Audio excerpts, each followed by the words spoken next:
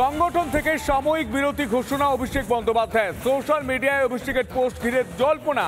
মানিকতলা উপনির্বাচনের প্রার্থী ঘোষণার মধ্যেই ধৈর্যের বাঁধ ভাঙল। মানিকতলার প্রার্থী নিয়ে সিদ্ধান্তের 24 ঘন্টার মধ্যেই সোশ্যাল মিডিয়ায় বিস্ফোরক পোস্ট অভিষেক বন্দ্যোপাধ্যায়ের।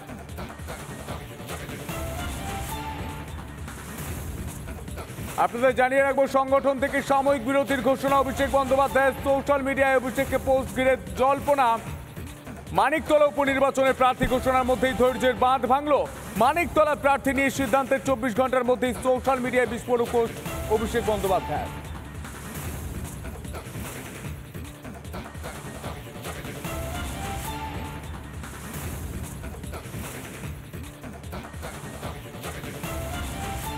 তৃণমূলের সর্বভারতীয় সাধারণ সম্পাদকের এমন পোস্ট ঘিরে তুমুল হইচই রাজনৈতিক মহলে।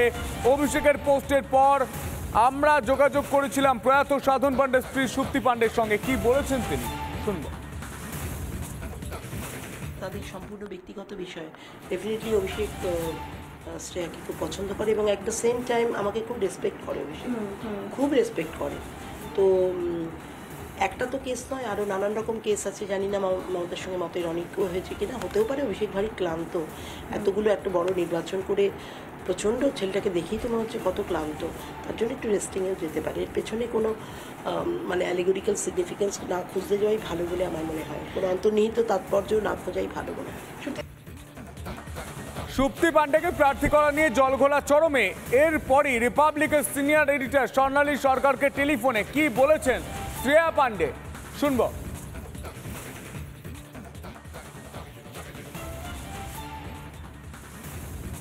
নমস্কার শ্রেয়া, আমি স্বর্ণালী বলছিলাম রিপাবলিক বাংলা থেকে। হাই স্বর্ণালী।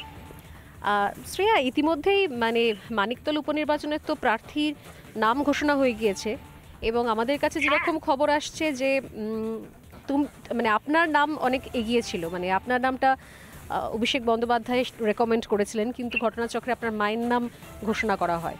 মমতা বন্দ্যোপাধ্যায়ের প্রার্থী আমার মা, এবং আমরা সেটা নিয়ে খুবই বাড়ির মধ্যে, দেখুন আমার মা তো আমার বাইরে নয়, এবং আমি হয়তো কনসিডারেশনে এই জন্যই ছিলাম কারণ আমি 3 বছর মানিকতলায় পরিশ্রম করেছি।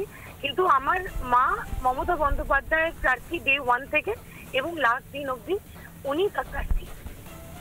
কিন্তু অ্যাক্টিভলি আপনাকে রাজনীতির ময়দানে দেখতে পাওয়া গেছে এবং আপনি দলের সঙ্গে ভীষণ রকমভাবে জড়িত, দলের কাজ করছিলেন এবং সেখানে আপনি প্রার্থী হিসেবে প্রজেক্টেড ছিলেন। দেখুন, আমি একটা ছোট্ট তৃণমূল কংগ্রেসের সৈনিক। আমি কি কাজ করেছি হয়তো উপর মহলে খবর নেই বা ওরা জানে না, কিন্তু এমন আমি তাতে কিছু মনে করছি না। আমার মা খুব ভালোভাবে কাজে এগিয়ে নিয়ে যাবে, কারণ আমরা গ্রাউন্ড তৈরি করে রেখেছি। জায়গাটা 9 বারের বিধায়ক আমার বাবা, খুবই ভালো কাজ করেছে। আমি মনে করছি সেই কাজের ধারাকে আরো এগিয়ে নিয়ে যাবে। কিন্তু আমি কাজ করেছি, আমার মনে হয় যে এটা হয়তো ওপর মহলে সেরকম ভাবে খবর নেই, কারণ আমি তো মিডিয়া ওপর মহলে কি মমতা বন্দ্যোপাধ্যায়ের কাজ পর্যন্ত পৌঁছয়নি, কিন্তু অভিষেক বন্দ্যোপাধ্যায় তো জানতেন আপনি কাজ করছেন। অভিষেক বন্দ্যোপাধ্যায় জানে আমি কাজ করি। ওনাকে আমার, দেখুন চিফ মিনিস্টারের কি একটা ক্ষুদ্র কর্মীর ব্যাপারে জানাটা স্বাভাবিক? আমি মনে করি না। আমি নিজের মতো করে কাজ করেছি। আপনারা যারা টিভিতে আছেন তারা নিশ্চয়ই জানেন। আমি তো আপনাকে ফোন করে বলিনি যে আমি কাজ করেছি, আপনারা খবর রাখেন তাই জেনেছেন।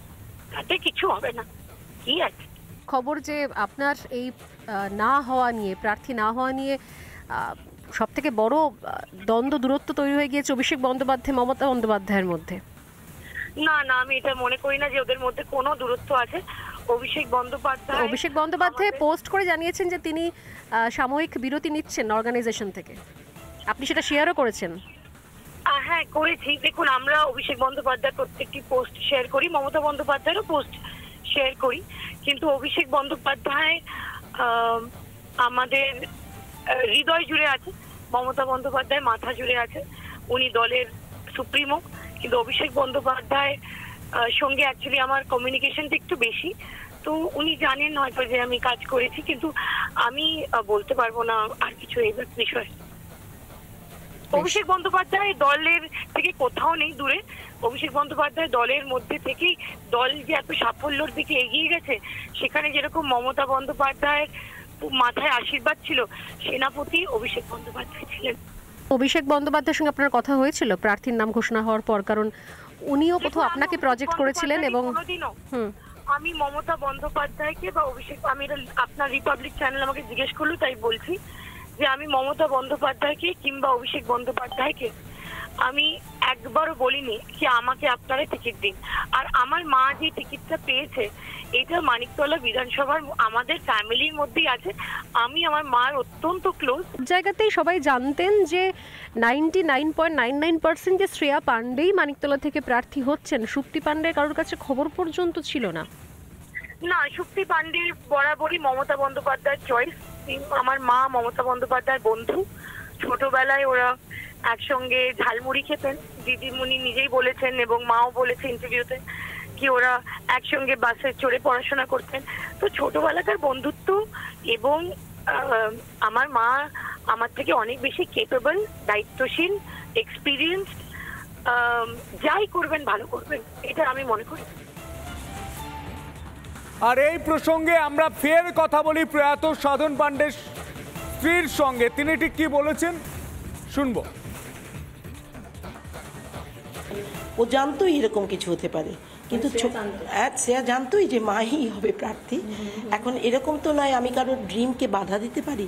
সে ছোট বয়সে সে অনেক কাজ করেছে, সে যদি আশা করে তারপর নিরাশা হলে একটু যদি মন খারাপও হয়, মা হিসেবে তাকে সামলে নিতে হয়, আমাকে বুঝিয়ে দিতে হয় আগামী দিন তোমার, আমি তো 2-4 দিন করে ছেড়ে দেব, বোঝাতে হয়। এই ছেলে মানুষ এগুলো বাচ্চাদের মধ্যে থাকে। শ্রেয়া অত্যন্ত শিশুসুলভ মনের একটি মেয়ে, অত্যন্ত পরিচ্ছন্ন মনের। আমি যদি মিথ্যে কথা বলি যে তার মনটা খারাপ হয়নি, ভুল কথা বলবো, ভুল কথা বলবো। তার মানে শ্রেয়া পাণ্ডের মন খারাপ হয়েছে আপনি বলছেন? না, ভেতর ভেতর হয়তো একটু ডিস্টার্ব লাগবেই, বলুক আমাকে না বলুক লাগবেই।